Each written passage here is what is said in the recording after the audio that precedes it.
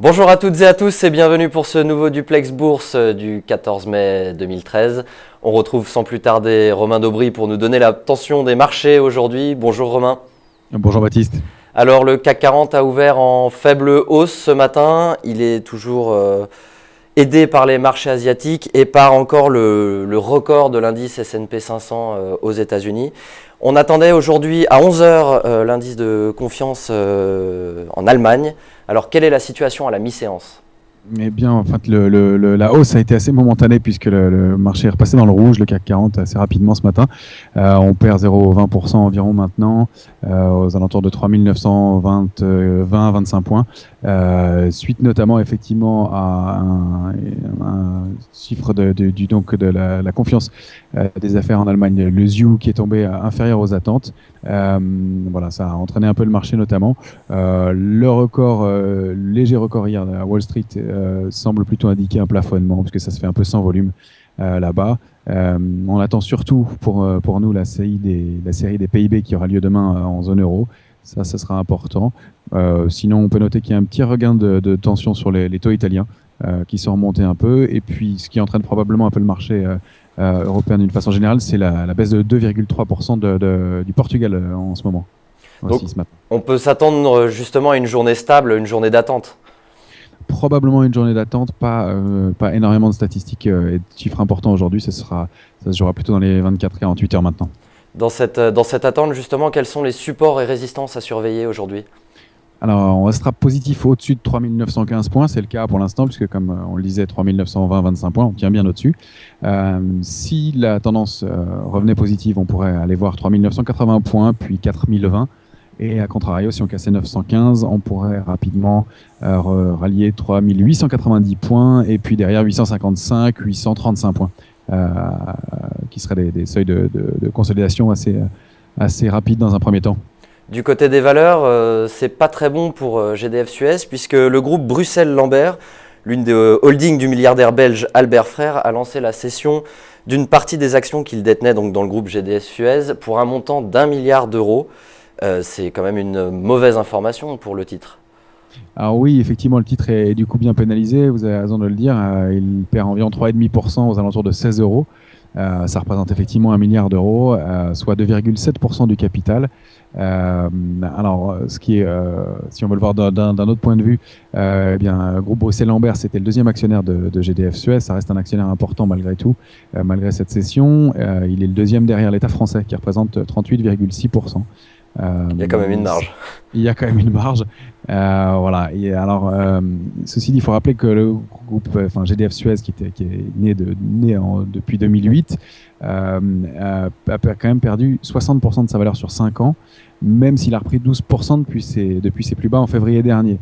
Ce qui signifie que pour groupe Bruxelles-Lambert, c'était quand même un investissement pas très favorable et qu'ils avaient même enregistré une perte nette de 75 millions d'euros au premier trimestre à cause de 65 millions d'euros de dépréciation juste pour GDF Suez au premier trimestre. Donc c'était un peu lourd comme investissement. Ceci dit, l'opération est positive finalement puisqu'elle lui permet de dégager une plus-value de 80 millions d'euros. Mais justement, c'était une opération pour que le groupe belge renfloue ses caisses ou alors c'est vraiment une mauvaise information pour les marchés financiers sur GDF Suez ? Je pense qu'après avoir été pénalisé pendant autant de temps, le groupe avait besoin de sortir du titre et de profiter du rebond justement qui venait d'avoir lieu. Groupe Bruxelles-Lambert, c'est quand même un des premiers actionnaires de toutes les grandes sociétés françaises. Donc voilà. Et puis par ailleurs, il y a peut-être aussi le fait qu'Albert Frère ne soit pas éternel et qu'il est un peu en train de mettre de l'ordre dans ses affaires aussi. Autre valeur à suivre aujourd'hui, c'est Technip, qui a remporté un grand contrat d'ingénierie, de fourniture, d'équipement et d'installation auprès de Statoil pour le développement d'un champ en mer du Nord. Alors pour Technip, tout va bien ? Ouais, pour Technip, tout va bien. Un contrat de plus. Elle les engrange en ce moment sans arrêt. Il y a 2 semaines, c'était en mer du Nord. Une semaine au Canada. Voilà. Alors, on peut rappeler que Technip, c'est le spécialiste des conduits souples sous-marins dans le onshore, offshore et le subsea. Ça a la particularité de cette technologie, pardon, c'est qu'elle est capable d'extraire ce qui est intéressant, mais aussi d'injecter les produits nécessaires pour pouvoir travailler à des profondeurs pareilles. En l'occurrence, le dernier chantier, c'est 380 mètres de profondeur. Donc voilà, elle se porte extrêmement bien. Elle annonce un bénéfice de 116 millions d'euros au premier trimestre, en hausse de plus de 3%.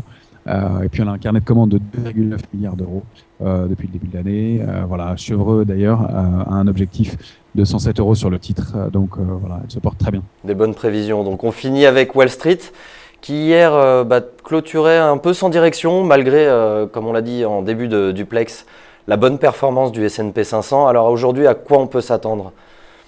Alors pour l'instant, un peu d'attentisme. On voit que si effectivement, encore, c'est un peu sans volume, le marché a l'air de plafonner, d'être un peu topiche, comme on dit.